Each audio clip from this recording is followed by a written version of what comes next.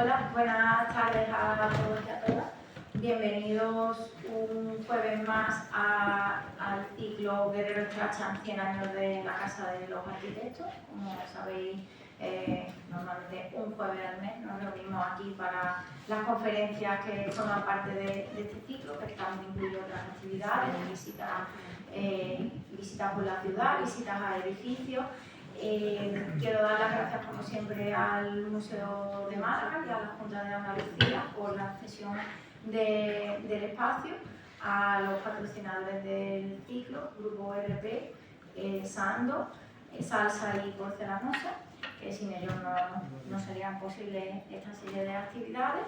Y hoy vamos a poder disfrutar de la conferencia de María Pepa Lara, académica de la Real Academia de San Telmo y también de la Academia Malagueña de Ciencias, y va a presentarla Rosario Camacho, presidenta de la Academia, entre otras cosas, y que también impartió una conferencia dentro de este ciclo. Así que agradezco a ambas que estéis aquí en esta mesa y os cedo la palabra.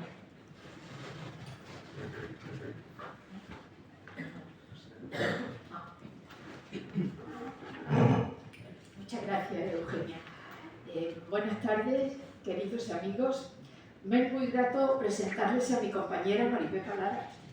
No quisiera presentarla repitiendo sus muchos méritos, pero los datos son los que son y no me queda más remedio aunque lo repita. Nosotras nos conocemos desde hace tiempo, desde 1978. Ha llovido mucho desde entonces. En ese año presentó su memoria de licenciatura y yo formaba parte del tribunal, tiempo suficiente para cimentar una amistad basada en la admiración y el cariño. Pero voy a ser objetiva en esta presentación, lo prometo. Maripepa Lara García es una mujer muy conocida y reconocida en Málaga y fuera de la ciudad, pero Málaga es su ciudad natal. Desde 1963 es funcionaria municipal. Paralelamente cursó la licenciatura de Filología Hispánica.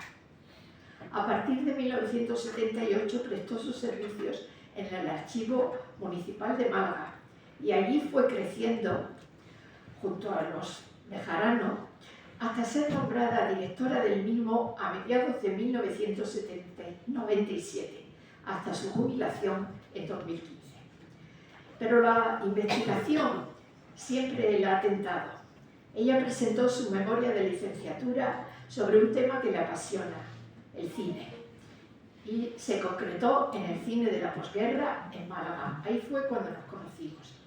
También estuve en el tribunal de su tesis doctoral, La cultura del agua, los baños públicos en Málaga, que presentó en 1994. Es académica numeraria de la Academia Malagueña de Ciencias desde 1996. El 29 de noviembre de 2001 fue nombrada académica de número de la Real Academia de Bellas Artes de San Telmo y en diciembre de ese año académica correspondiente en Málaga de la Real Academia de la Historia. También ha sido nombrada académica correspondiente de la Academia de Antequera de las Ciencias, las Artes y las Letras. Y desde junio de 2023, socia de número de la Sociedad Erasmiana de Málaga, la SEMA. Desde el año 2012 forma parte del Consejo Asesor de publicaciones de la excelentísima Diputación Provincial. O sea que se mueve en un mundillo siempre relacionado con el libro y la investigación. Ha publicado más de una decena de libros, algunos en colaboración, muchos artículos en revistas científicas y muchísimas noticias en prensa divulgando temas para el conocimiento de Málaga. No puedo citar todo. Ya he tocado dos puntales de su trayectoria de investigación, el cine, los cines. Entiende muchísimo de este tema, porque no solo es el cine, las películas, los directores, los argumentos, sino también las salas de cine, los estilos, y también el agua, los baños, los edificios balnearios. Y por otro lado, ha ido derecha a un tema de investigación que nos apasiona a las dos, la arquitectura contemporánea de Málaga. Ella, desde el archivo, siempre me ayudó en mis búsquedas. Por eso nos entendemos muy bien, porque tenemos intereses comunes de investigación.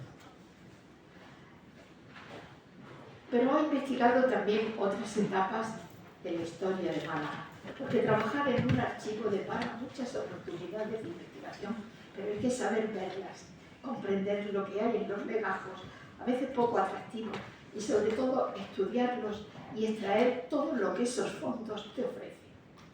Así que no me resisto a citar algún otro libro: La creación de la Santa Hermandad en el Reino de Granada, Historia de las cárceles malagueñas, la historia del Archivo Municipal de Málaga, Historia de las casas consistoriales de Málaga, y entre los más recientes, en marzo de 2014 presentó el libro editado por la Diputación Provincial, Historia del cine en Málaga, cineclub, certámenes, muestras, cinemateca municipal, semanas, jornadas y festivales.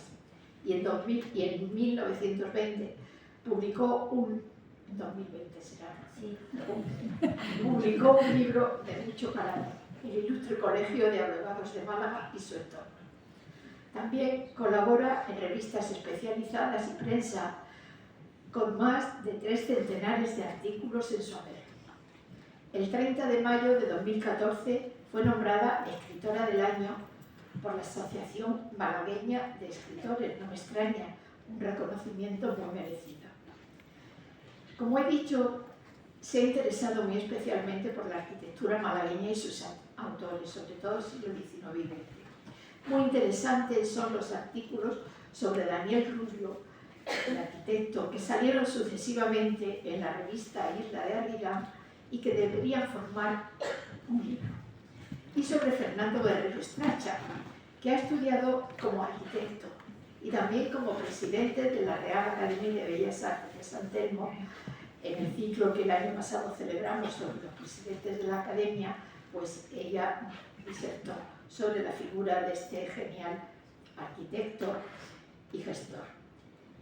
Ahora nos expone sus investigaciones sobre el hijo de este, Fernando Guerrero Estracha Rosado, que murió muy joven, pero marcó su impronta en esta ciudad. Así que yo la felicito por su brillante trayectoria y me alegro de que haya tantos oyentes aquí, porque todos vamos a aprender mucho, se lo aseguro. Muchas gracias.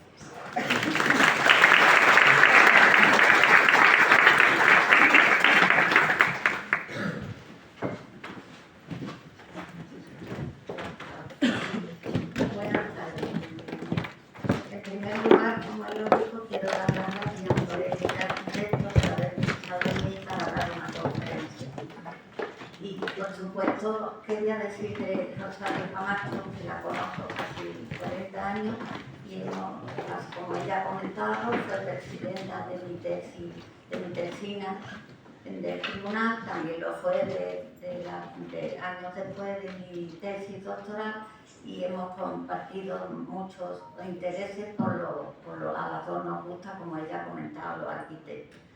Así que voy a, después de darles las gracias a todos por vuestra asistencia, a los académicos y académicas de Bellas Artes de San Telmo, a los académicos de la Academia de Bellas Malagueñas de Ciencias, y también pues a todos vosotros por asistir, amigos todos. Empezaré mi conferencia. La saga de Strachan Fernando Guerrero Strachan Rosado. Nació en el número 5 de la calle Martínez, el 30 de mayo de 1907. Según Wenceslao Soto, estudió en el colegio de San Estanislao el Palo. Sin embargo, otros autores afirman que estudió el bachillerato en el Instituto de Gaona. Y en relación a esta diatriba, con la discrepancia de criterios acerca del lugar donde Rosado realizó sus estudios de bachillerato, coincidió que hace unos días me encontré a Víctor Heredia, que es un gran investigador, quien además realizó su tesina sobre el citado Instituto de Gaona. Gran conocedor, por tanto, de los fondos de su archivo. Y le pregunté, ya aproveché y le pregunté sobre los estudios de Rosado, por si él recordaba algo. Y enseguida me confirmó que sí, que él había visto un expediente allí en el archivo sobre él. Y además de esta confirmación, esa misma tarde-noche me envió el citado expediente de Rosado, hecho por el cual estoy bastante agradecida, con el cual se confirma que en realidad estudió en el Instituto de Gaona. Terminó sus estudios secundarios en 1923. Después recibió la clase de ornato con el pintor Enrique Jaraba. Siguió los pasos de su padre, Fernando Guerrero Strachan, y de su tío abuelo, Eduardo Strachan Viana Cárdenas. Estudió en Madrid la carrera de arquitecto en la Facultad de Ciencias de la Universidad Central. Lo cursó en 1923-26. En aquellos años, como consta en su expediente, utilizaba los apellidos Guerrero Rosado. Sin embargo, unos años después, al morir su padre en 1930, decidió unir los dos apellidos paternos y pasó a firmar sus obras como Fernando Guerrero Strachan Rosado. Sin embargo, en los últimos planos que ustedes van a ver a continuación, en realidad se firmaba como Guerrero Strachan.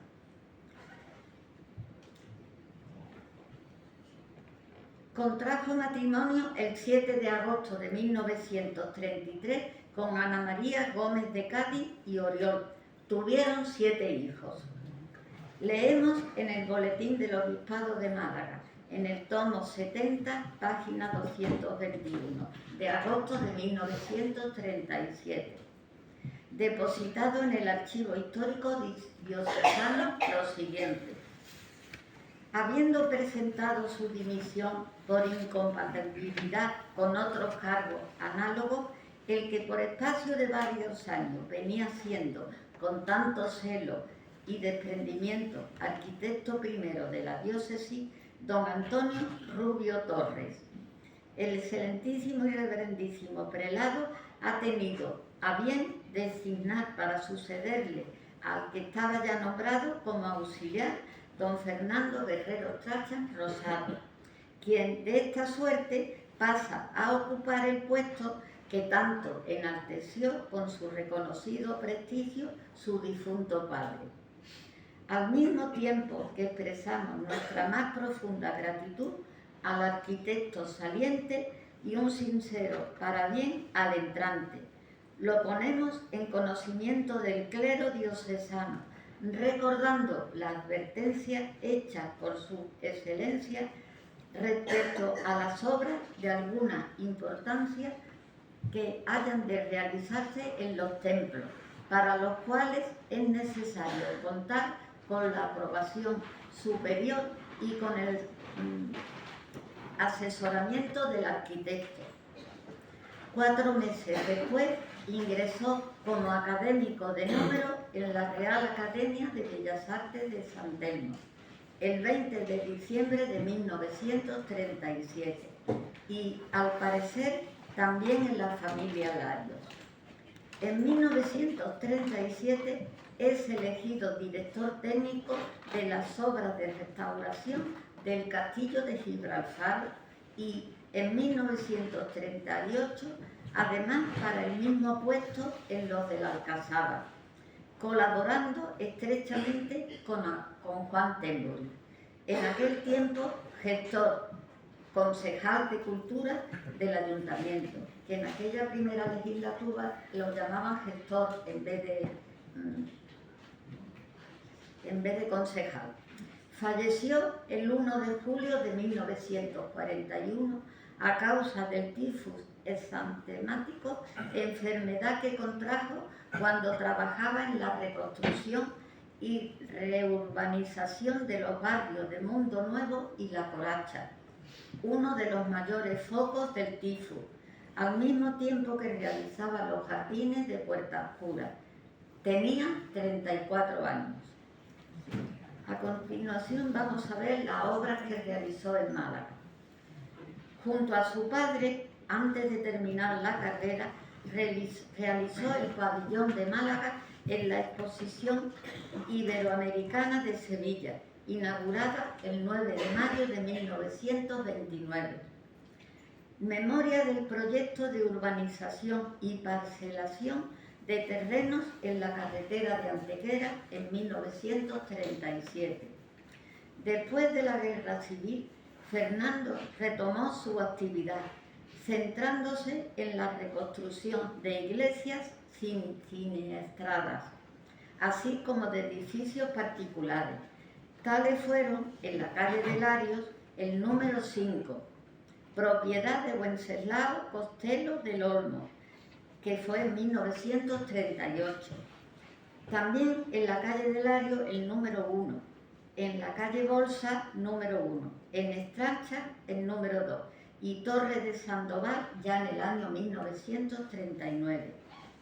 La compleja diversidad de obras que realizó o reconstruyó lo comprobamos en las escuelas del Palo, las cuales son ejemplos de interpretación de arte popular malagueño. Aquí vemos un proyecto de decoración interior del Casino La Peña. En los proyectos de nuestra ciudad observamos muy claramente ese estilo, decoración interior, como hemos visto del Casino La Peña. Aquí vemos otra imagen, otro detalle del Casino La Peña. El denominado Café Inglés y otros varios establecimientos comerciales de nuestra ciudad, de la caseta de baños para don Juan Almendro y kioscos del parque, etc. Aquí vemos la caseta de baños que realizó en 1941. De una manera entusiasta y desinteresada, cooperó con el gobierno civil y el ayuntamiento en la realización de obras tales como orfelinatos, escuelas, mercados, además de otros edificios oficiales. Ampliación del Colegio de San Estanislao de Cosca en El Palo, en 1940. También colaboró en la construcción de viviendas protegidas en Málaga, en colaboración con los demás arquitectos malagueños, proyectando el trazado urbanístico de la barriada. En pleno desarrollo de estos trabajos le sorprendió la muerte. Capítulo aparte fue su labor como arquitecto diocesano desde 1937. Su constancia en restaurar y construir una serie de iglesias, tanto en la capital como en la provincia, que iremos viendo a continuación. Tuvo a su cargo la restauración de la iglesia del Sagrado Corazón de Málaga, obra de su padre, que había resultado muy dañada durante la guerra. También la capilla antigua de San Patricio en Huelva. Ahora veremos en las obras que realizó en el Palacio Episcopal. El proyecto se inició en diciembre de 1935 con el arquitecto diocesano Antonio Rubio Torres. Después del paréntesis de la guerra, donde fueron quemadas o derribadas numerosas iglesias, a partir del 8 de febrero de 1937 se fueron restaurando la catedral y los templos más deteriorados. Aquí vemos una primera foto, un primer plano del Palacio Episcopal, de la parte que se proyectaba su recuperación en 1939.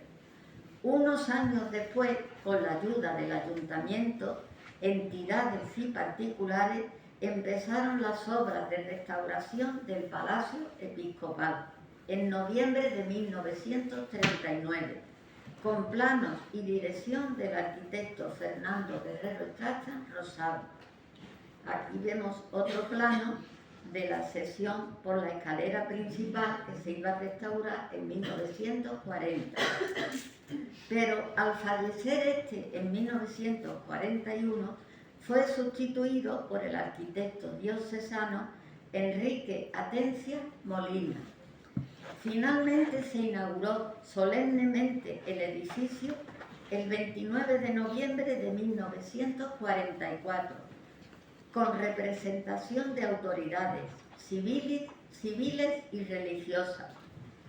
Aquí veremos el último plano del Palacio Episcopal de El Rosado, de la sesión longitudinal de 1940.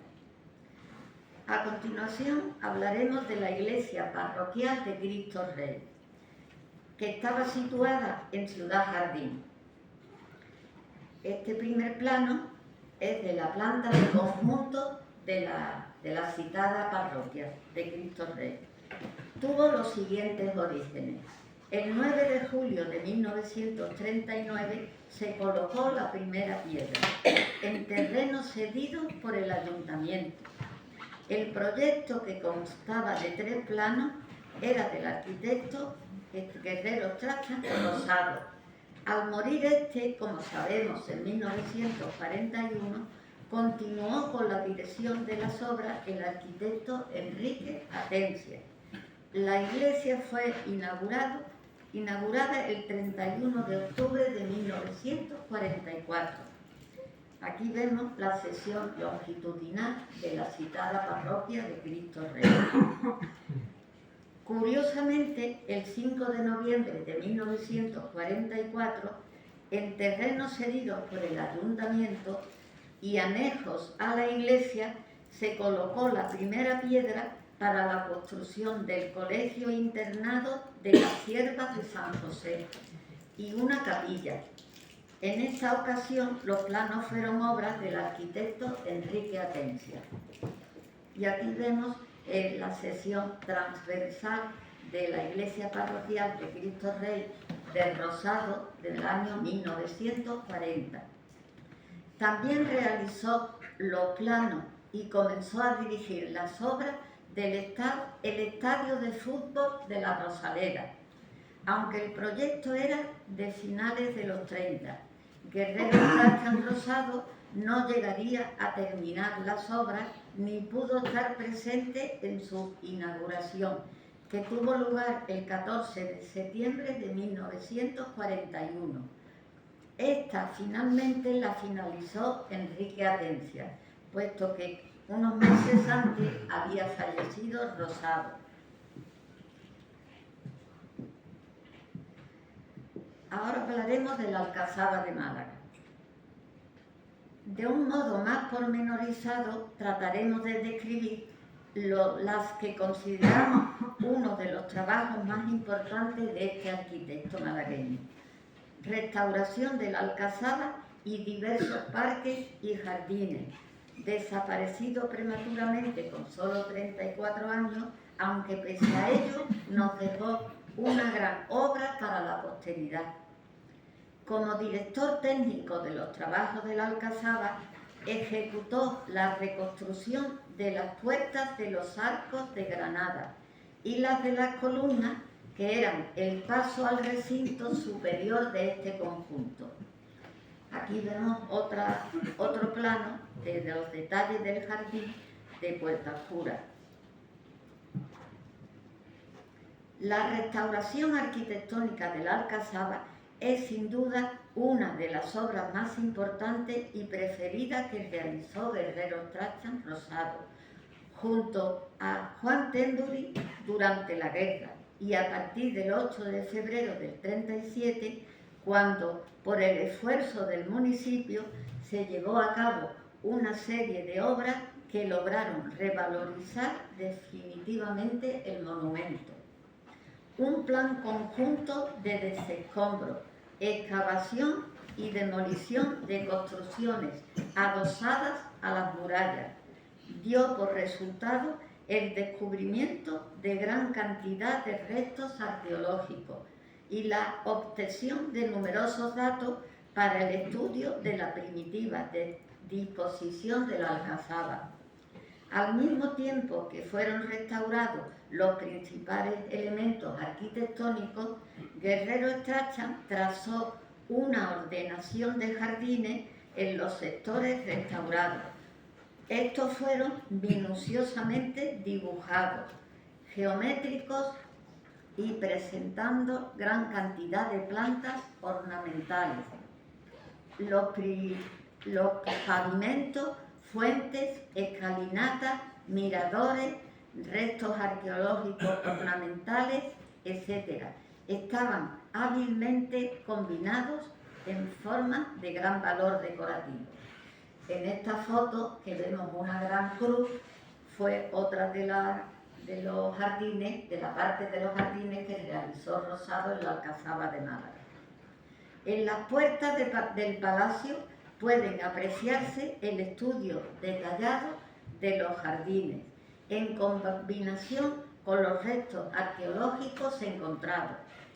También fue muy importante para el estudio de la cerámica árabe la colección de objetos aparecidos en las excavaciones, entre las que predominaban ejemplares de cerámica dorada malagueña. Resumiendo, los jardines de Puerta Oscura se resolvieron en forma escalonada, según la pendiente de la colina de la Alcazaba, destacando el colorido de las diversas especies vegetales, en hábil combinación con los elementos arquitectónicos, pavimentos, escalinatas, fuentes, etc. Todos ellos enmarcados en trazas geométricas de tradicional composición decorativa. Paralelo a la reconstrucción de la Alcazaba y como complemento de la misma, Guerrero Strachan Rosado proyectó la urbanización de los alrededores, entre ellos los actuales jardines de Puerta Oscura y los de la ampliación del parque de 1940, colindantes con el edificio del ayuntamiento del parque 1940, en la actualidad denominados Jardines de Pedro Luis Alonso. En ambos trató de resumir las características del jardín meridional con los medios propios de lo local. Destacaremos a continuación los jardines de la catedral. Los orígenes de estos jardines de la catedral tuvieron un largo proceso antes de su ejecución, como veremos a continuación. Con motivo del plan de grandes reformas del Ayuntamiento de la Dictadura, promovido por el alcalde José Gálvez Ginachero, quien con un importante equipo de arquitectos, Daniel Rubio Sánchez, Fernando Guerrero Strachan, Rubio Torres, etc., llevó a cabo estas reformas. En relación con el tema que nos interesa, en la calleja de los Afligidos y las del Cañón, en cuya esquina existió un edificio de sobria arquitectura que estuvo ocupado por los juzgados y la audiencia. Perdón.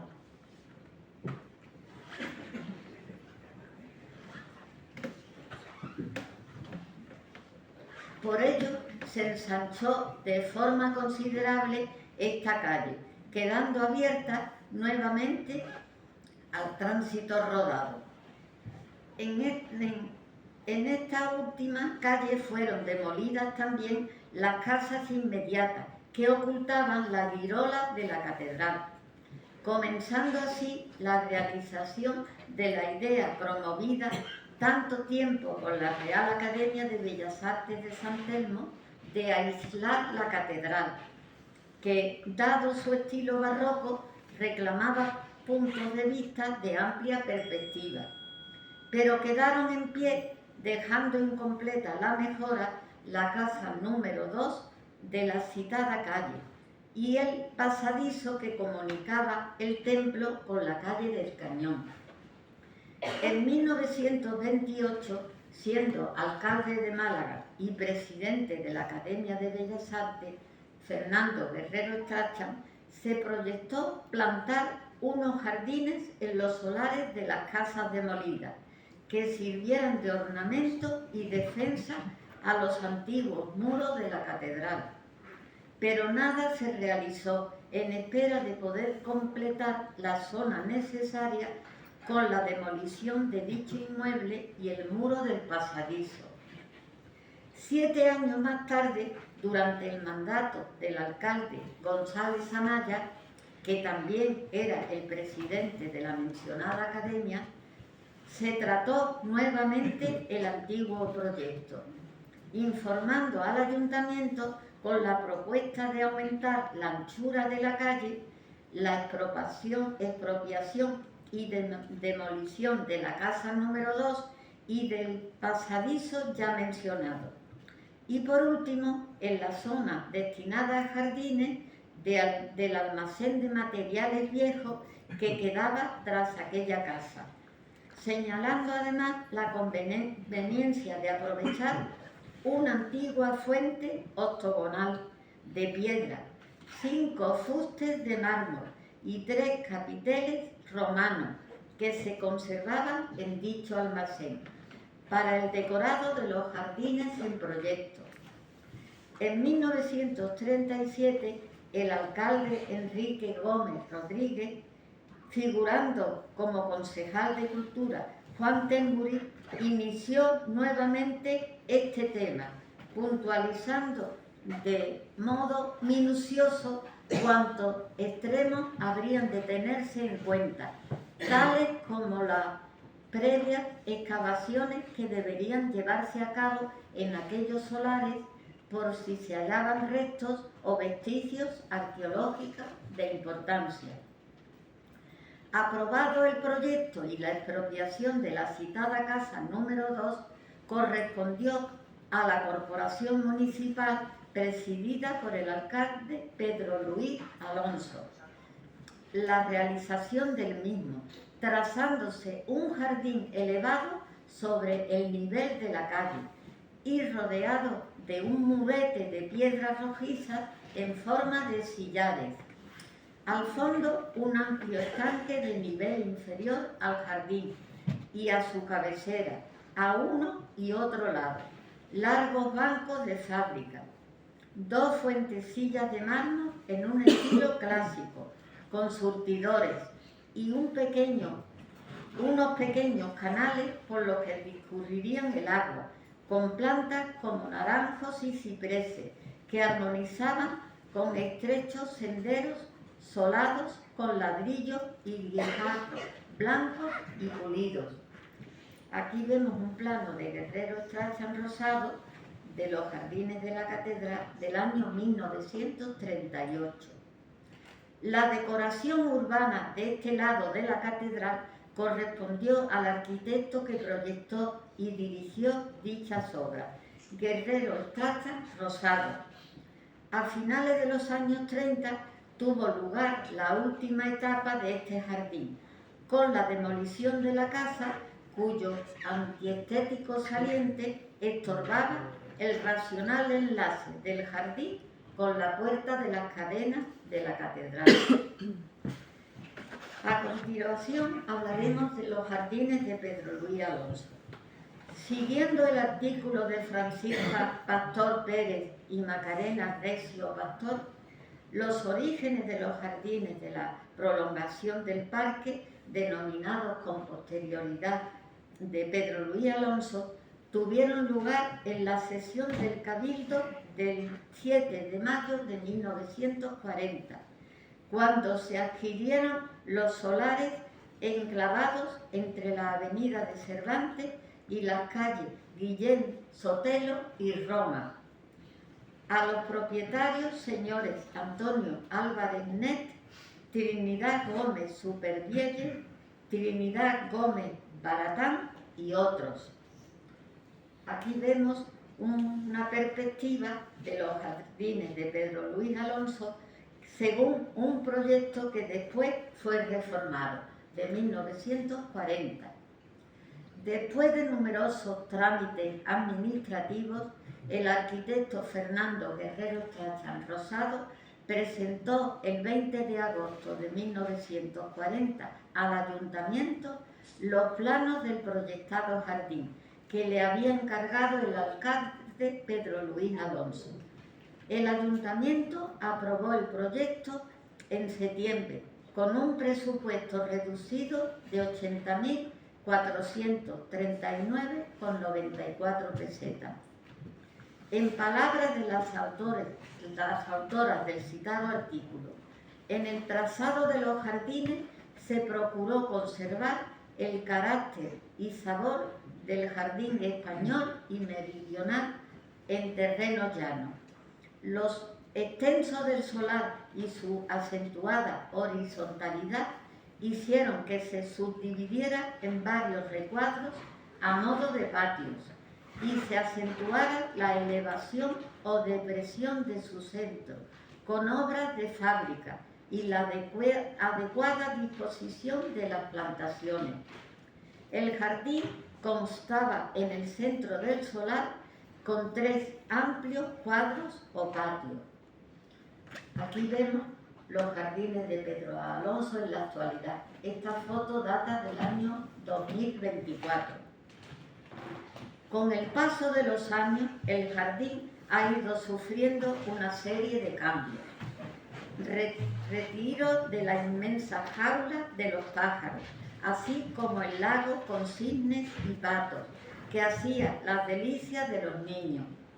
Traslado al citado jardín de la escultura de Jaime Pimentel, el Biznaguero, la cual se había inaugurado en 1968, situada desde sus orígenes en la Plaza de la Marina.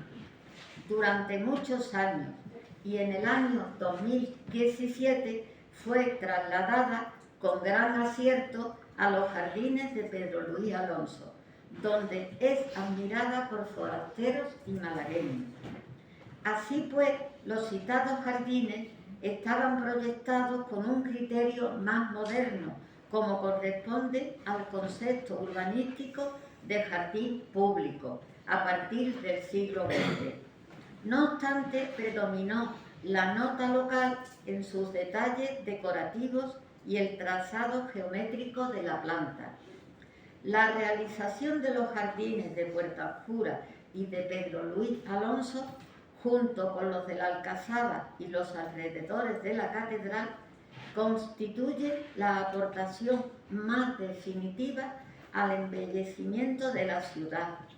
En todos ellos se observa la destacada personalidad del autor y se establece un rumbo a seguir en la jardinería malagueña, un tanto apartada de sus cauces tradicionales por influencia de modernas construcciones foráneas.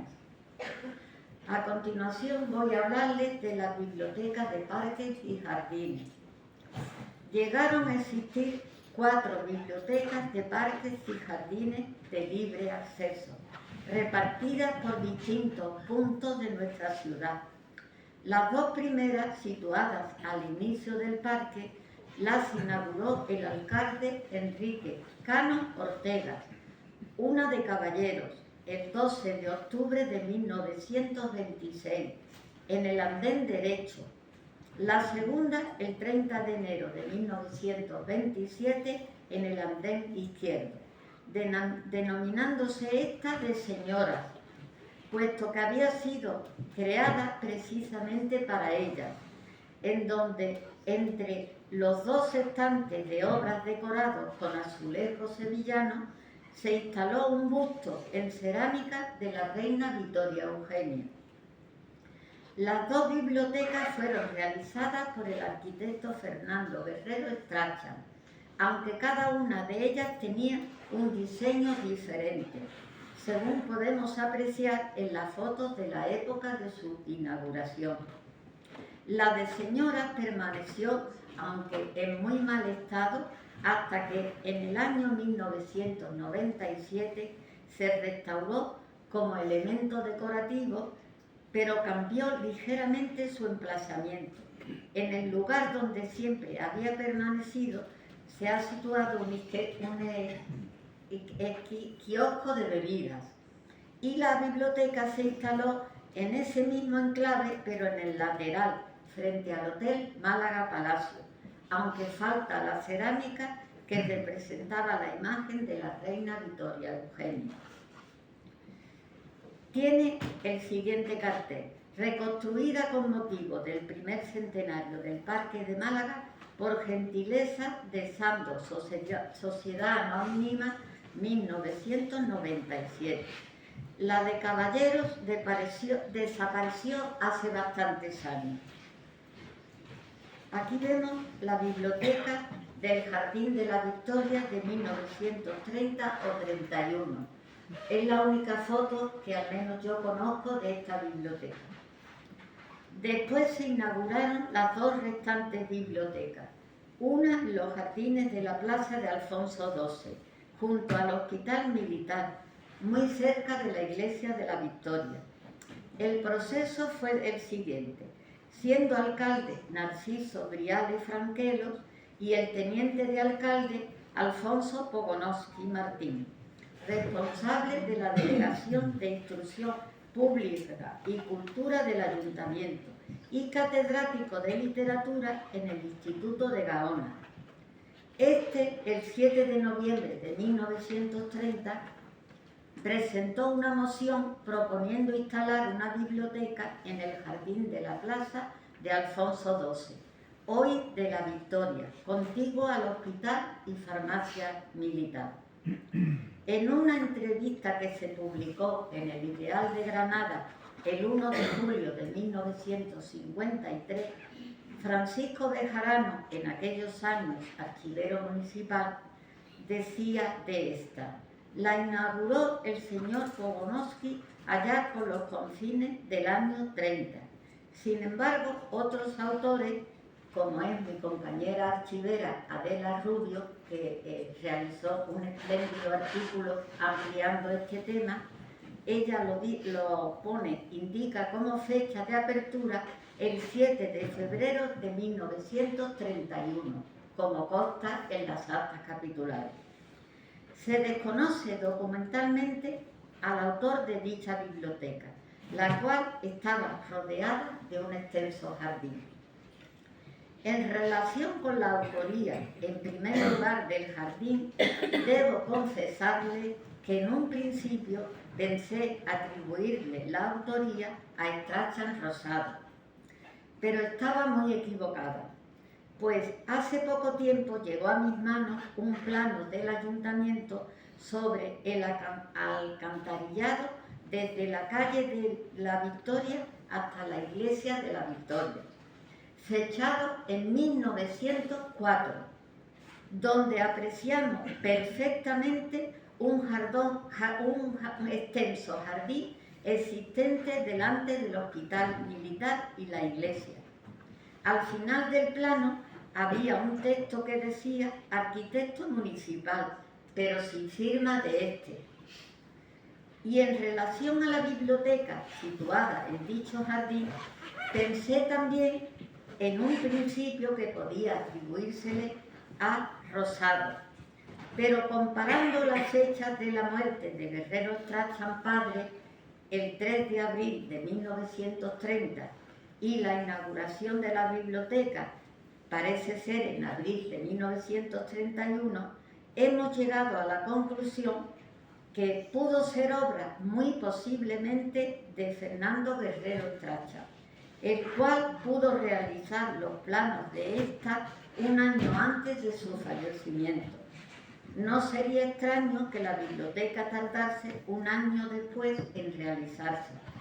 Por otra parte, no conozco ningún plano de Rosado de los años 1930 a 1936. Los primeros que he logrado localizar datan a partir de 1937. Aunque por supuesto no puedo estar segura de mi afirmación documentalmente. Y en 1939, siendo alcalde Enrique Gómez Rodríguez, se estableció la cuarta, a instancias del entonces concejal de Cultura Juan Tembur. Fue inaugurada el 23 de abril, Día del Libro de 1939, en los jardines de Puerta Oscura, realizada esta sí por Fernando Guerrero Trachan Rosado, autor también de los mencionados jardines. Esta tenía dos pupitres de piedra cuyos restos aún permanecen. Aquí vemos un pupitre de piedra en la biblioteca al aire libre en Puerta Oscura, de 1939, aunque la foto data del año 1950. Estas bibliotecas fueron muy populares, quizás porque en ellas se ofrecía un repertorio de puro entretenimiento, y esto propiciaba una abundante concurrencia de lectores de distintos géneros. Además, sus fondos se renovaban periódicamente por el director del archivo, Francisco Bejarano. Aquí vemos otra foto otra vista de la biblioteca de Puerta Oscura. Sin embargo, debemos mencionar que también existía el problema de la seguridad, ya que muchos libros eran sustraídos y otros pintorreados. Estos hechos propiciaron su cierre por parte de las autoridades en algunas ocasiones. Pese a todo, las bibliotecas fueron abiertas de nuevo, aunque la problemática de estas continuaba sin cesar, y ya en 1958 solo continuaba abierta la biblioteca instalada en la plaza de Alfonso XII, dentro del jardín junto a la iglesia de la Victoria, seguramente por estar más protegida en el mencionado enclave. Pese a los intentos de arreglo que se hicieron en estas cuatro bibliotecas a principios del año 1961, nos consta que no volvieron a abrirse al público y que esta vez fueron clausuradas de forma definitiva en 1962. Ahora voy a hablarles de la obra que realizó Rosado en la provincia de Málaga. La iglesia parroquial del Socorro de Ronda. Queremos detenernos con más detenimiento en esta obra por lo complejo de su construcción. La historia de esta iglesia tiene su origen en una primitiva ermita, más tarde lazareto y por último hospital de pobres y peregrinos, que recibió el nombre del Socorro.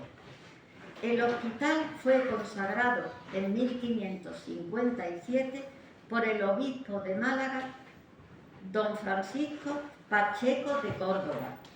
En el siglo XVIII el hospital fue demolido y se construyó una nueva iglesia de mayor formato. Las obras comenzaron en 1706 y 3 años más tarde se abrió al culto. Ya en el siglo XIX, debido al aumento de población, se solicitó se erigiera en parroquia independiente.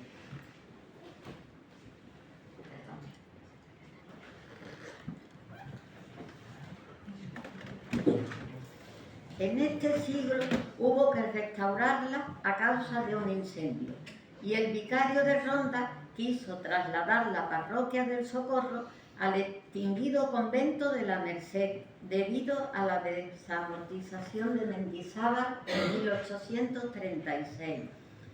Parece ser que el escultor malagueño Martín Higuero fue quien se encargó de la última restauración. Hasta aquí los datos sobre los orígenes que nos encontramos en la página web de la citada iglesia. Curiosamente, a continuación añaden: la iglesia del Socorro de Ronda, situada en la plaza del mismo nombre, es una iglesia nueva, ya que la anterior fue completamente destruida e incendiada en 1936. Aquí vemos un plano de la iglesia del Socorro de la fachada principal del año 1939 y vemos que firmaba Guerrero Estracha solamente. Sin embargo, existen varios planos, concretamente 5 depositados en el Archivo Histórico Diocesano de Málaga, del entonces arquitecto diocesano Fernando Guerrero Estracha Rosado, de la referida iglesia, fechado en agosto de 1939, con el objetivo de su nueva construcción. En la mencionada página web de la iglesia añaden que el edificio actual es de nueva planta en su totalidad y no se aprovechó nada del antiguo edificio. La memoria del proyecto la realizó el arquitecto Enrique Atencia entre 1950 y 1956. Obsérvese que no mencionan la palabra planos, solo memoria. Por ello nos pusimos en contacto con la archivera del Archivo Municipal de Ronda, Ana Belén Cruces, quien amablemente, después de consultar detenidamente los fondos de su archivo, me comunicó que no existía absolutamente ningún documento ni plano de la Iglesia del Socorro. Aquí vemos la sección transversal de la Iglesia del Socorro de Ronda. Sin embargo, el Archivo Histórico Diocesano de Málaga, además de los planos de Fernando Guerrero Estracha Rosado ya citados, pudimos consultar documentos relativos a la citada Iglesia del Socorro, memoria, presupuesto y estados de mediciones del año 1950 del arquitecto Enrique Atencia, pero no existen planos de la iglesia de dicho arquitecto. Finalmente, dada la falta de planos de la referida iglesia en los 2 archivos del arquitecto diocesano Enrique Atencia, nos surge una pregunta que por supuesto no podemos contestar ni probar. ¿Pudo Enrique Atencia utilizar los planos de la iglesia de su compañero y amigo Rosado del año 1939? No sería extraño, pues ambos realizaron varias obras juntas, proyectos de Rosado, quien al fallecer en 1941 finalizaba y dirigía Atencia. Finalmente destacaremos las últimas obras de Guerrero Estracha Rosado en la provincia de Málaga. Plano proyecto de ampliación de la iglesia parroquial del Rincón de la Victoria de 1937. 3 planos de la iglesia de la parroquia de Cartagena. Aquí ponemos uno que era el que estaba menos deteriorado, de la fachada, planta y sección de junio de 1940. Casa vivienda de los señores Fernández Canivet en Calahonda, en Marbella, sin fecha. Restauración de la Cruz de los Caídos en Antequera, del año 1940. Alzado del orfelinato de los llamados legionarios de Franco en el Cerro de las Palomas, de la Cala del Moral, de abril de 1940, fachada principal y posterior. Hay varios más planos de este orfanato. La planta principal y planta baja, fachada lateral, iglesia, sección A y B, del año 1940. Desconocemos por la falta de documentación al respecto si el citado proyecto del orfanato pudo construirse o no. No obstante, consultando los fondos documentales del archivo del Rincón de la Victoria, la archivera titular, Sara Galván, nos comenta que no existe ningún documento ni planos de dicho orfanato. Y examinando además las actas capitulares de aquellos años 40, tampoco le consta ninguna materia que pueda hacernos pensar que se construyó el referido edificio. Finalizaremos el tema comentando el proyecto y observando los planos.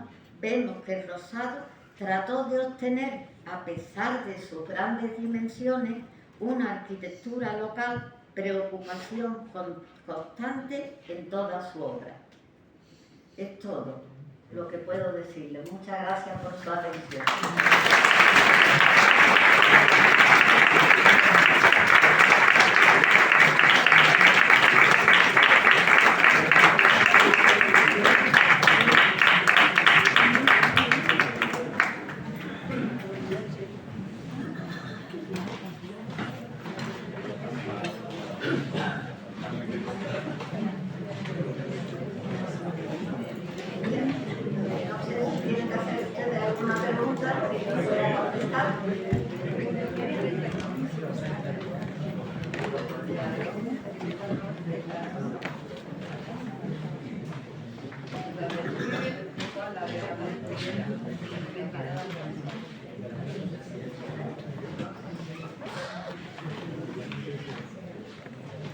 Hemos finalizado.